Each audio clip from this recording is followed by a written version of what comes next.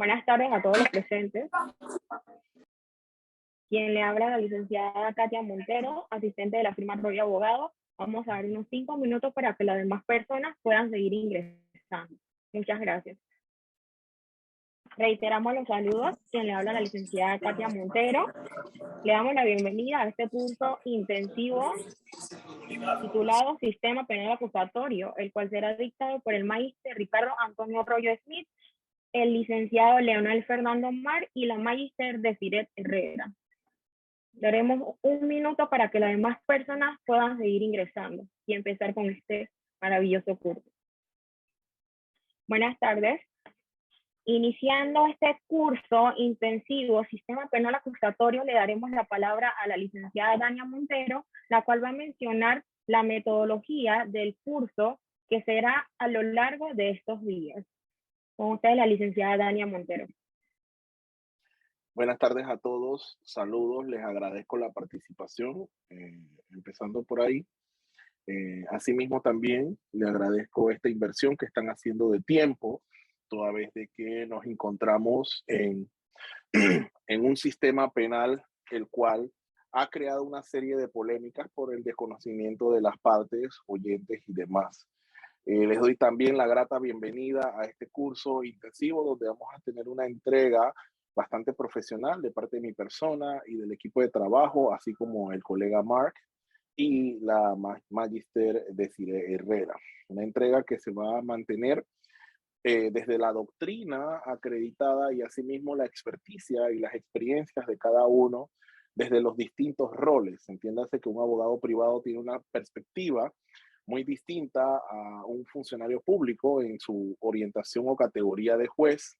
Asimismo, la orientación o categoría de un funcionario del Ministerio Público y asimismo una categoría de orientación de parte de un magistrado del Tribunal de Apelación. Son diferentes experiencias las cuales van a permitir que el estudiantado o oyente pueda canalizar cada una de ellas y hacer su propia interpretación equilibrada de aquellos resultados convenientes para este aprendizaje de esta materia.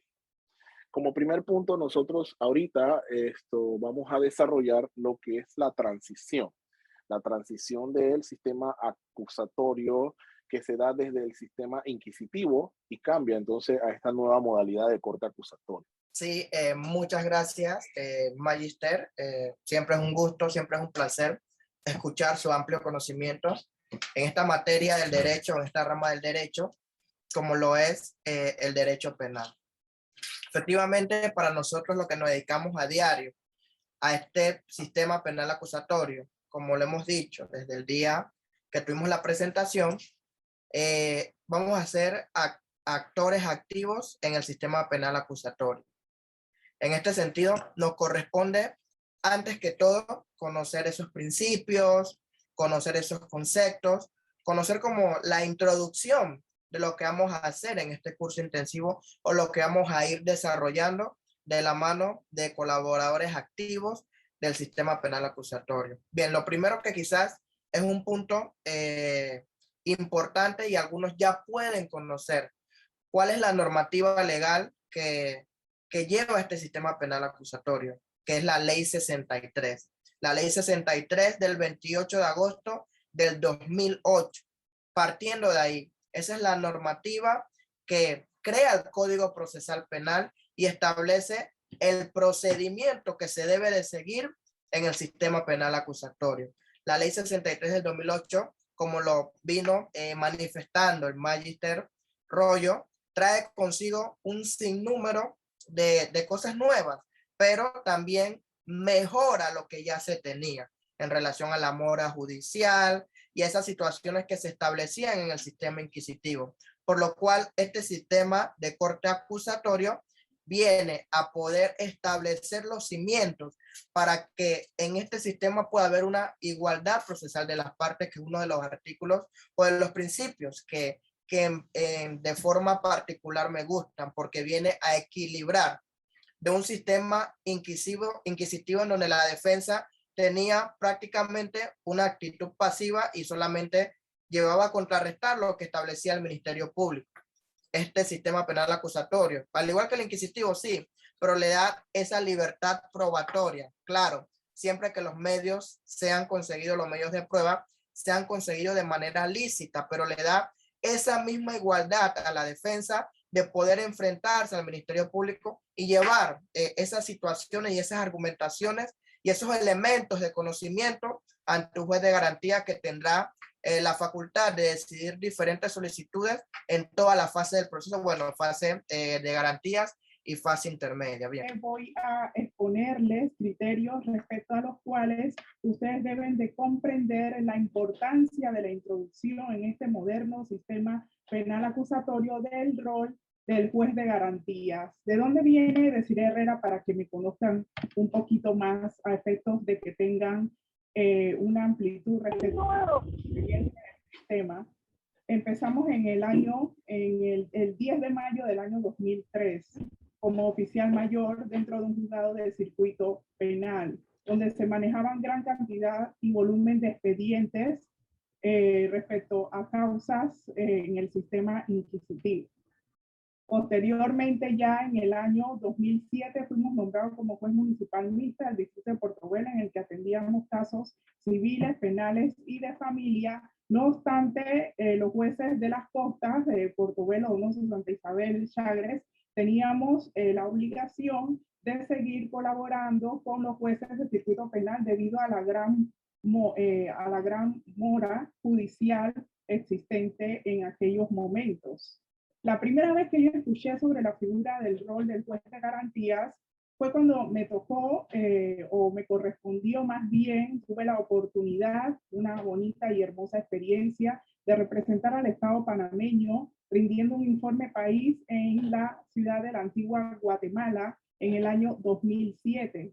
Allí fue que pude enterarme a raíz de las exposiciones que se surgieron en ese congreso de que todos los países a nivel latinoamericano, Nicaragua, República Dominicana, Guatemala, Costa Rica, todos los países, menos Panamá, tenían la figura del rol del juez de garantías, tenían esta figura. Panamá no la había implementado aún. Y ahí fue donde me enamoré del rol que desempeña el juez de garantías, toda vez que, como bien lo ha apuntado el licenciado Leonel Mar, daba pie a una separación de funciones en las cuales se le quitaba o sustraía el poder o el control absoluto al Ministerio Público en relación a diferentes actos de investigación, como los allanamientos, la imposición de detenciones provisionales automáticas una vez recetadas las declaraciones indagatorias.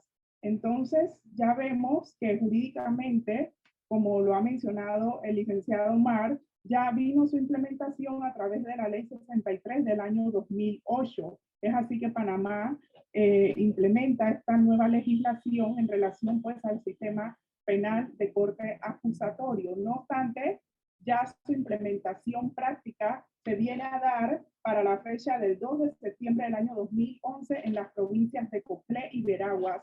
Posteriormente, en el año 2012, en las provincias de Herrera y Los Santos. Y tuvimos que esperar hasta el año 2016 a que fuese implementado en el primer distrito judicial en las provincias de Panamá, Colón, Darién y Gunayala. La competencia de los jueces de garantías viene definida en el artículo 44 del Código de Procedimiento Penal. Allí se está, ciertamente el juez de garantías no es un convidado de piedra. Él puede no validar el acuerdo de penas que, conforme ya les manifesté, mi criterio es una forma anticipada de determinación del proceso bajo los parámetros del artículo 220 del Código de Procedimiento Penal, es decir, por existir vicios de banalidad, de corrupción o de afectación de derechos y garantías fundamentales. Les voy a relatar una experiencia personal. La primera audiencia de validación de acuerdo de pena la dirigió la suscrita. No obstante, después era una audiencia de solicitudes múltiples de un caso de arma de fuego. Se estaba haciendo un retén en calle 16 y a un taxista, conforme a la versión de dos policías. Esa fue mi primera audiencia en el sistema penal acusatorio. recién inaugurado en el 2016, al segundo día, el 3 de septiembre del 2016. Mi primera audiencia, un lleno total. El salón de audiencia es un lleno total. Mucho nerviosismo. Para mi sorpresa, no solamente se dio lo de la legalización de aprehensión, sino que también se dio la formulación de imputación, pero en vez de irse a debatir las medidas cautelares, me presentaron la validación de un acuerdo de pena. Acuerdo que finalmente se validó y fue el acuerdo número 1 de pena en todo el sistema penal acusatorio de la provincia de Colón. Pero ese acuerdo de pena posteriormente fue objeto de una casación y posteriormente de un amparo de garantías de derechos y garantías fundamentales. ¿Por qué?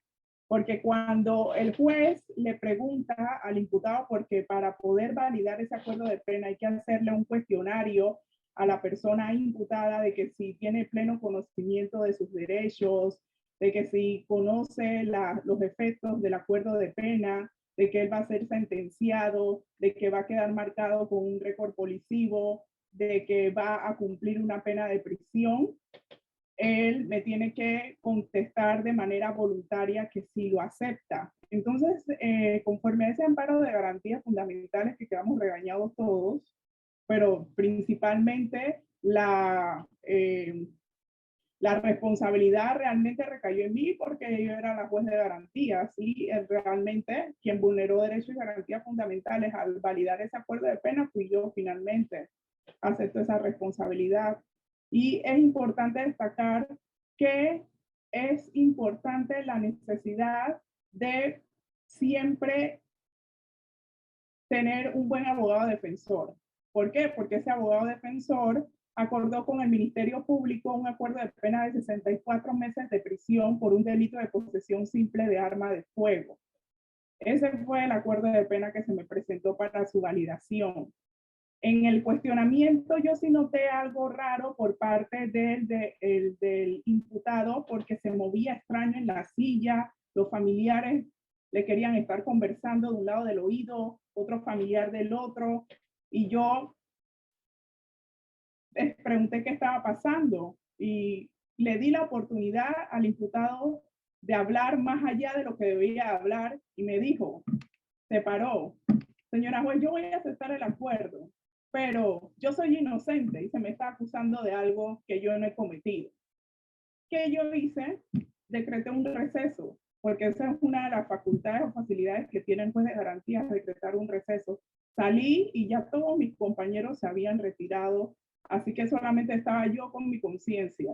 Regresé al salón de audiencias luego del receso y le hago nuevamente el cuestionamiento al imputado y el imputado se me sienta y me dice que sí a todo, que renuncia al juicio, que renuncia a su estado de inocencia. Por suerte, consiguió otro abogado que advirtió ese tipo de circunstancias particulares que se dieron en ese acto de audiencia. El primero que le siguió no estuvo muy bueno porque interpuso un recurso de casación y casación no cabe contra un acuerdo de pena, pero sí el amparo de garantías fundamentales y allí ciertamente los magistrados hicieron la advertencia de que yo debí de haber parado el acto de audiencia. Inmediatamente la persona me dijo que era inocente y que vulneré ese principio de estado de inocencia. Entonces, ciertamente, conforme a la pregunta que ha sido formulada, el juez puede perfectamente no validar el acuerdo de pena por actos que constituyan o se refieran a banalidades, corrupción o afectación de derechos y garantías fundamentales, como tal se dio en el caso que les he expuesto. Muchas gracias, Magíster. Excelente.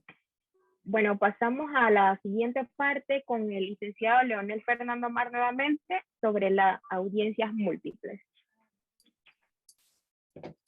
Bien, sí, reitero los saludos nuevamente a todos los presentes. Hoy más que todo vamos a hacer un preámbulo de lo que son esas audiencias múltiples o por ahí como coloquialmente también le llaman que las audiencias combo, pero dicen por ahí que el nombre para llamarlo bien son las audiencias de solicitudes múltiples. ¿Qué quiere decir una audiencia de solicitudes múltiples? En donde se dan diferentes tipos de, valga la redundancia, peticiones, solicitudes, tal cual como lo establece el nombre. En este sentido, hay unas audiencias que son importantes, muy importantes, y son prácticamente las que dan pie a este sistema penal acusatorio, con las que se inicia la fase de investigación cuando se aprende a una persona o cuando directamente el Ministerio Público solicita una formulación de imputación. Pero vamos a irnos al combo, como quien dice, a las audiencias múltiples, que son la de legalización de aprehensión, formulación de imputación y medidas cautelares. Estoy seguro que la maestra Desiree participó de muchas de estas audiencias y tuvo que decidir y tomar su decisión en muchas de estas audiencias, y que tiene vasta experiencia como juez en estas audiencias de solicitudes múltiples. Pero en el día de hoy vamos a dar un preámbulo de la misma, dónde se encuentran establecidas, cuál es su parte normativa, cuál es su parte práctica, cómo se desarrollan, porque dentro de este curso, más adelante, vamos a tener estas simulaciones de audiencias múltiples. Bien, vamos a iniciar con la aprehensión. La audiencia de aprehensión es muy importante porque es la que se establece o fiscaliza si el Ministerio Público cumplió con todo lo que establece la norma para la aprehensión de una persona, iniciando desde allí. Hay diferentes formas de aprehensión, hay diferentes formas de aprehender a una persona antes de llevarla a esta audiencia. Bien, hay dos partes. Primero, la aprehensión en tal, cómo se da la aprehensión, cuáles fueron los hechos de la aprehensión. Y segundo, cuando esos hechos se llevan ante el juez de garantías para que el Ministerio Público solicite esa legalidad de esa aprehensión, la defensa haga ese control horizontal y vea que se establezcan o se cumplan los derechos, y tal cual también la defensa, si ve que no se cumplieron con los derechos y las garantías que tiene su representado, se puede oponer, y entonces le corresponde al juez decidir sobre la legalidad o no de la misma. Hay diferentes tipos de aprehensión. Está la aprehensión policial, que se da en el sentido de que la policía puede aprehender a una persona en situación de flagrancia cuando se ha cometido un delito. Dice el artículo 133, los miembros de la Policía Nacional pueden aprehender a una persona aún sin orden judicial en los siguientes casos.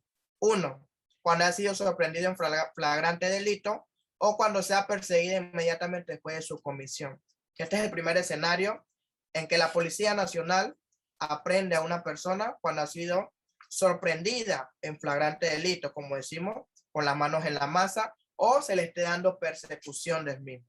Segundo, cuando se haya fugado de algún establecimiento penal o de cualquier otro lugar de detención. Estas son las figuras en las cuales la Policía Nacional puede aprehender a una persona. Establece el código que en caso de flagrancia, cualquier persona puede practicar la aprehensión e impedir que el delito produzca consecuencias. La persona será entregada inmediatamente a la autoridad cercana. Nosotros como personas también podemos practicar una aprehensión. Claro, muchas personas deciden no meterse en eso, en esa situación.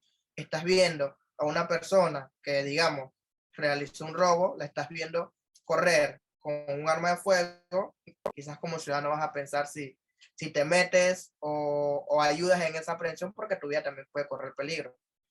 Es la realidad totalmente. Pero también el código establece que una persona puede practicar una aprehensión. Pues estamos hablando de esa aprehensión policial, que establece que cuando la persona es sorprendida en flagrante delito, cuando se ha fugado de algún centro carcelario. El procedimiento es que la policía debe de llevarlo inmediatamente al Ministerio Público y debe cumplir con ciertas formalidades y normas constitucionales. Primero, tienen que leerle sus derechos, tienen que saber la razón de su aprehensión y tienen que garantizarle la representación efectiva de un abogado. De igual forma, hay otros procedimientos, como es llevarlo a un centro médico para que se garantice que su estado de salud y que no se le han maltratado ni violado derechos ni garantías fundamentales. Bien. El artículo 234 establece cómo se da la flagrancia. Primero, vimos cómo es la aprehensión policial en el artículo 233, haciendo este preámbulo de las audiencias de solicitudes múltiples. Recuerden que es un preámbulo, vamos a ver de manera sui generis esta norma y ver su aplicación, porque más adelante vamos a hablar a grosso modo o profundamente y hacer la simulación. ¿Cuándo y flagrancia? Porque el artículo 133 establece, sí, cuando es sorprendida en flagrante delito, pero el legislador dijo, pero también vamos a definir cómo se da la flagrancia, porque no es cuestión tampoco de que cada uno lo interprete a su manera, ¿no? Es cuestión de que el código te establece, sí, flagrante delito, pero ¿qué es la flagrancia? Establece el artículo 234, que existe flagrancia cuando la persona es sorprendida y aprehendida al momento de cometer una conducta punible. También se considerará como estado de flagrancia delictiva cuando la persona es aprehendida inmediatamente después de cometer la conducta punible y como resultado de la persecución material o por motivo de petición de auxilio o de quien o quienes presencien el hecho. Primer escenario de la flagrancia, aprehendida inmediatamente después de cometer la conducta punible o como resultado material. Estamos hablando de los artículos 233 al 35 del Código Procesal Penal. Bien, en este sentido, segundo, cuando la persona es aprehendida inmediatamente después de cometer una conducta punible y alguien la señala como autora o partícipe siempre que en su poder se encuentre algún elemento probatorio relacionado con el delito. Esto ha pasado muchas veces y también es bastante relativo y se ha discutido en audiencia de aprehensión, pero bueno, cuando señalan a la persona después de haber cometido un delito, pero ojo, el código señala que siempre y cuando mantenga algún elemento probatorio relacionado con el delito. No es que una persona va a decir no fue fulana de tal y se va a proceder inmediatamente. Ha pasado, ¿sí? Y bueno, ha sido materia de discusión en diferentes audiencias, pero estos son los escenarios de la flagrancia que establece el artículo 234. Bien, hablando de la aprehensión, ya vimos cuándo es la aprehensión policial, vimos cuáles son los escenarios de la flagrancia y también hay otro escenario en el cual el Ministerio Público también puede ordenar la aprehensión de una persona, que es el artículo 235 del Código Procesal Penal, el cual establece que el Ministerio Público puede ordenar la aprehensión y conducción de una persona, siempre y cuando existan elementos de convicción suficientes para sostener